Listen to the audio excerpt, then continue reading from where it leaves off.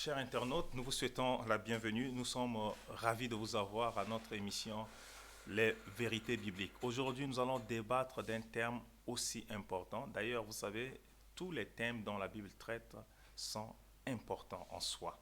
Donc aujourd'hui, euh, nous croyons de tout notre cœur, si vous prêtez attention à la parole qui va retentir, votre vie sera impactée et votre manière de voir les choses va changer par la grâce de Dieu. Sans plus tarder, nous allons aller dans les Écritures. Le thème d'aujourd'hui, c'est l'autel le plus puissant. L'autel le plus puissant. Nous allons introduire en lisant dans le livre de 1 Chronique chapitre 21. Nous lirons à partir du verset 26 jusqu'au verset 27. La Bible dit, David bâtit là un autel à l'Éternel. Et il offrit des holocaustes et des sacrifices d'action de grâce. Il invoqua l'Éternel, et l'Éternel lui répondit par le feu qui descendit du ciel sur l'autel des holocaustes. Alors l'Éternel parla à l'ange qui remit son épée dans son fourreau. Prions le Seigneur. Père, au nom de Jésus, que ta parole bénisse ton peuple. Amen. Alors, pour comprendre ce que nous venons de faire comme lecture, il va falloir considérer tout le chapitre 21 du livre de 1 Chronique. Ici, la Bible dit que David a fait le dénombrement. Il a été incité, bien excité par le diable, et il a fait le dénombrement de tout Israël, alors que Dieu ne le lui avait pas demandé de le faire. Vous savez, lorsque vous êtes un homme de guerre, vous êtes un chef d'armée, euh, savoir votre effectif, avoir des informations sur l'effectif que constitue votre armée est très important en termes de stratégie de guerre. Parce que vous savez que si vous êtes nombreux, c'est clair que vous pourriez avoir plusieurs options lorsque vous allez faire la guerre. Donc, David, à un moment donné, il a commencé par faire le dénombrement pour avoir l'effectif de ses soldats, l'effectif du peuple d'une manière générale. Et cela a déplu à l'Éternel parce que c'est comme, devant Dieu, c'est comme un manque de foi. Un manque de foi de la part de David et Dieu n'a pas apprécié cela. Et Dieu a décidé de châtier Israël à cause, n'est-ce pas, de ce que David a fait le dénombrement. Dieu va donc envoyer son prophète, le prophète Gad, pour dire à David, écoute David, tu dois choisir trois fléaux qui doivent s'abattre sur Israël. Tu dois choisir l'un des trois fléaux. Dieu lui a dit, soit tu permets, soit tu acceptes que je frappe Israël pendant 7 années de famine. Donc 7 ans en Israël, le peuple va avoir faim, les gens mourront de faim. Soit c'est 3 mois où Israël va fuir devant ses ennemis, ou encore c'est 3 jours où moi, l'Éternel, je frappe Israël de la peste, de la maladie. Alors David fera donc le choix de tomber entre les mains de Dieu. Il va dire au Seigneur, Seigneur, frappe le peuple pendant 3 jours de maladie. Alors la Bible dit que Dieu va relâcher sa colère sur la ville de Jérusalem, sur son peuple Israël. Et la Bible déclare très clairement au regard de ce chapitre 21 de 1 Chronique que l'ange de l'Éternel a été déployé, l'ange de l'Éternel a été déployé et l'ange de l'Éternel a sorti l'épée de son fourreau sur la ville de Jérusalem, sur Israël, et l'ange a commencé par frapper. Bien-aimés, les 3 jours ne se sont pas encore écoulés. 70 000 hommes sont tombés. 70 000 hommes sont tombés. Quand 70 000 hommes sont tombés, Dieu lui-même était dépassé. Et la Bible dit qu'il s'est repenti.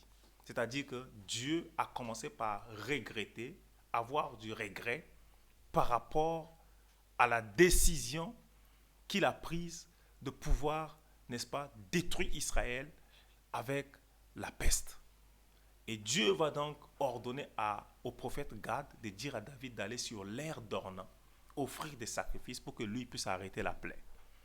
Vous savez, lorsqu'on parle de l'aire d'Ornan, l'aire c'est un jardin qui appartenait à un certain Ornan, monsieur Ornan. Donc, c'est un endroit de divertissement, un endroit où, n'est-ce pas, il y a des fleurs, où les gens viennent là pour passer du temps, pour perdre un peu du temps, se décompresser, etc. Donc, cette terre-là, cette portion, ce lopin de terre appartenait à Ornan. Donc Orna était un Jébusien. Vous savez, les Jébusiens, ce sont ceux-là qui, au finish, ont obtenu un accord avec Israël d'habiter au milieu d'eux. Donc Orna était un Jébusien et cette terre-là appartenait à Orna. Parce que d'une manière générale, Jérusalem même, on appelait ça Jébu. Ça appartenait aux Jébusiens jusqu'à ce que Israël puisse la conquérir. Donc Dieu dit au prophète Gad de dire à David d'aller offrir le sacrifice sur l'aire d'Orna. David arrive, David rachète la terre à l'aire d'Orna, à Orna. Il rachète cette terre, il achète cette terre à Orna et il offre donc des sacrifices. Quand le sacrifice a été offert, Dieu a ordonné à l'ange de retirer son épée de son fourreau, de retirer son épée sur Israël. Vous savez, bien aimé, la Bible dit que les décrets de Dieu sont irrévocables. Les décrets, quand Dieu prend une décision, Dieu n'est pas un homme. Quand Dieu prend une décision, ces décisions sont irrévocables. Mais comment est-ce que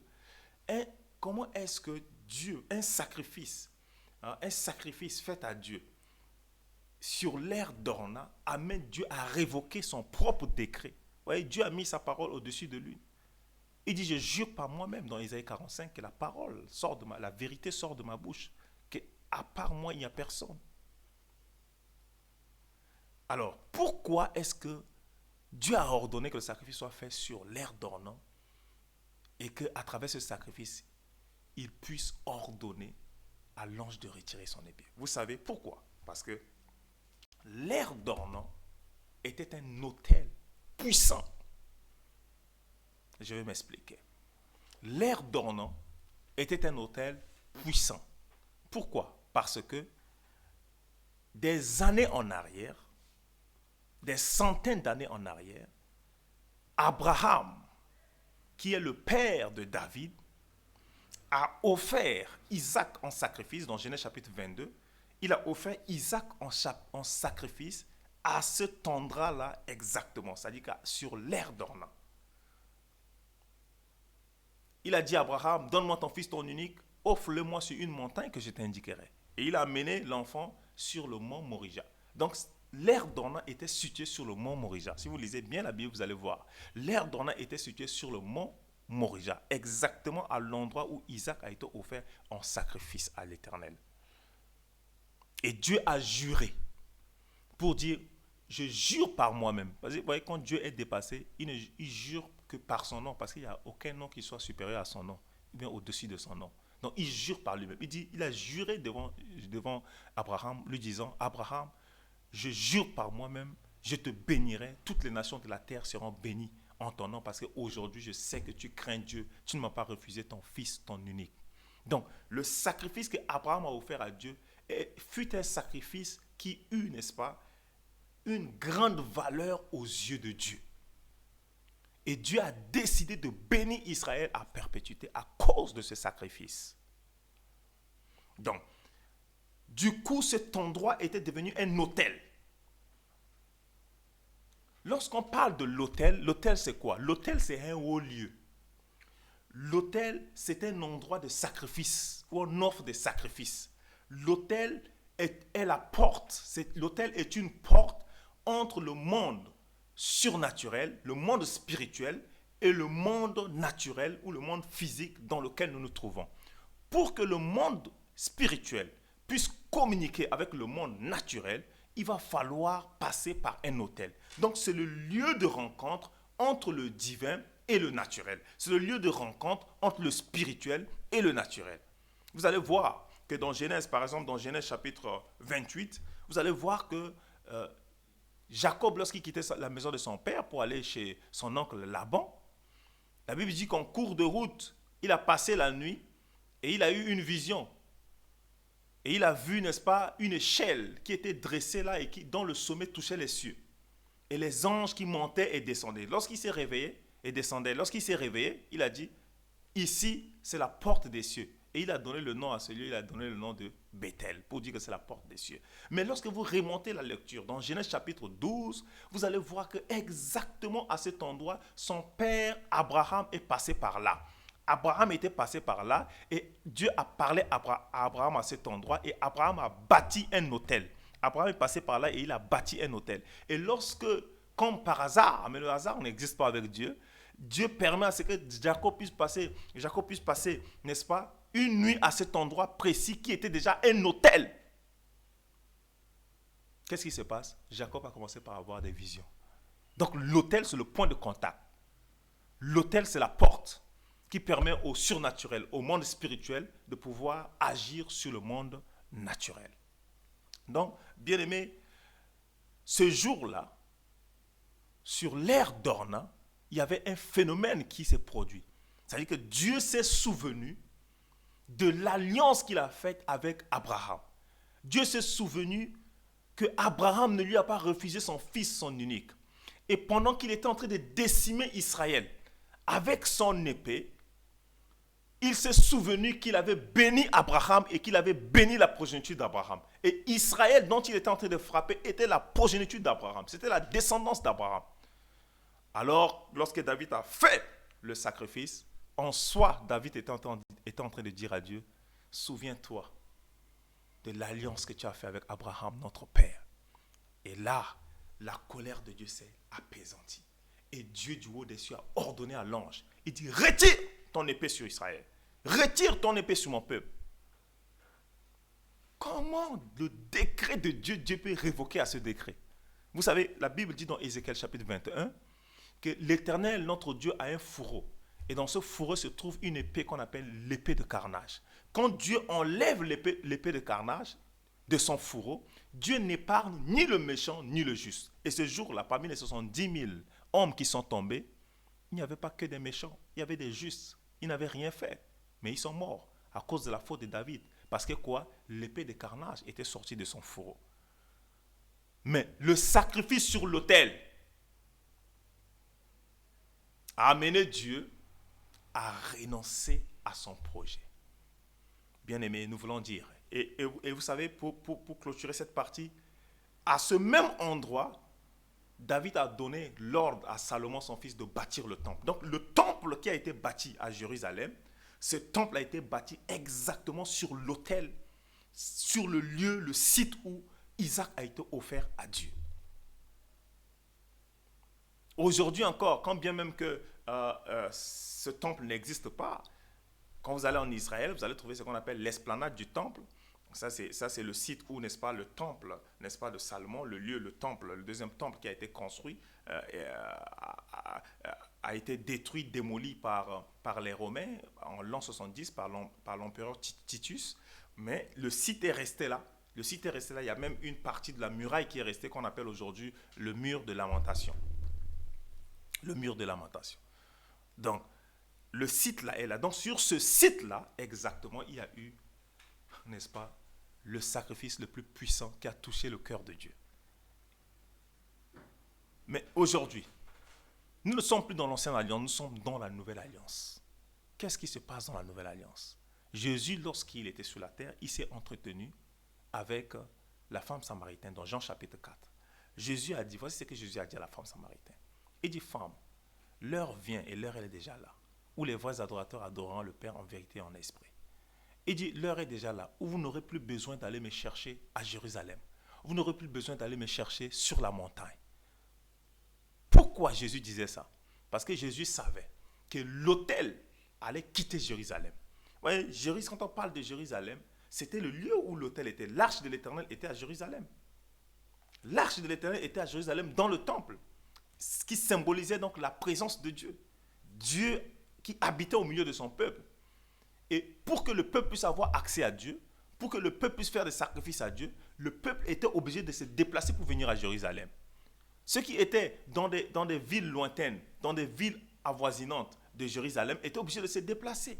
Lors des fêtes juives, par exemple. Quand c'était la Pâque, il fallait se déplacer pour venir à Jérusalem. Quand c'était la fête des Pentecôtes, il faut toujours se déplacer pour venir à Jérusalem.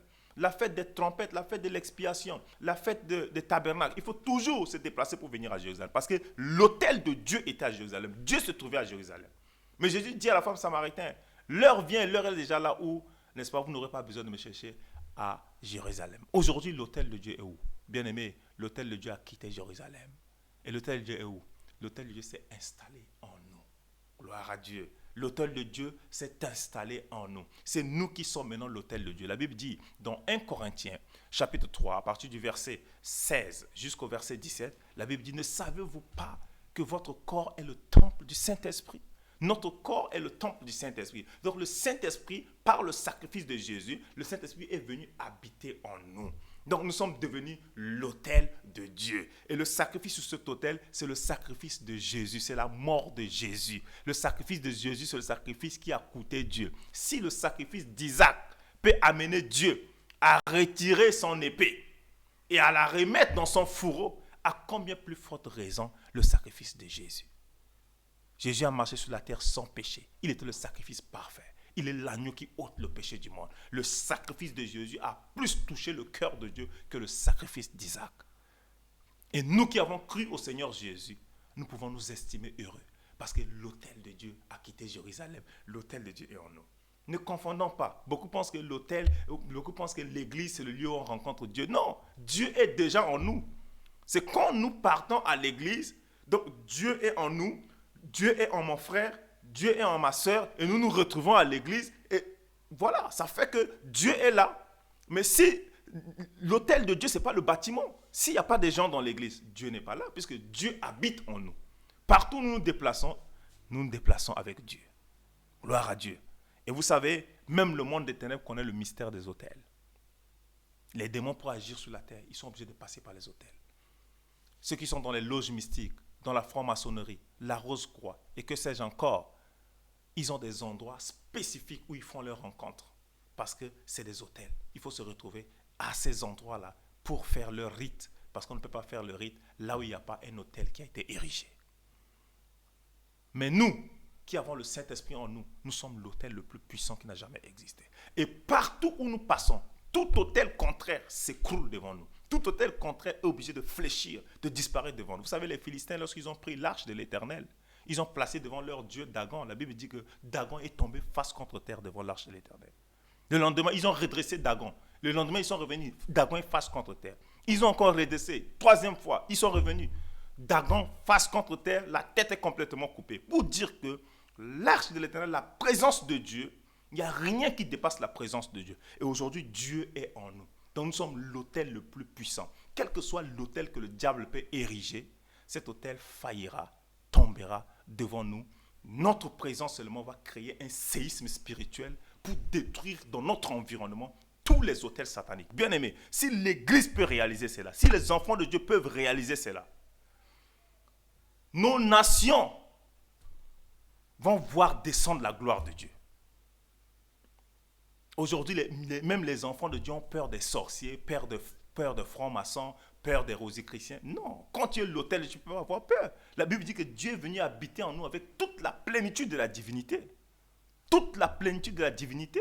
Nous sommes plus que vainqueurs. Nous pouvons tout par celui qui nous fortifie. Nous irons de gloire en gloire. Nous avons la victoire.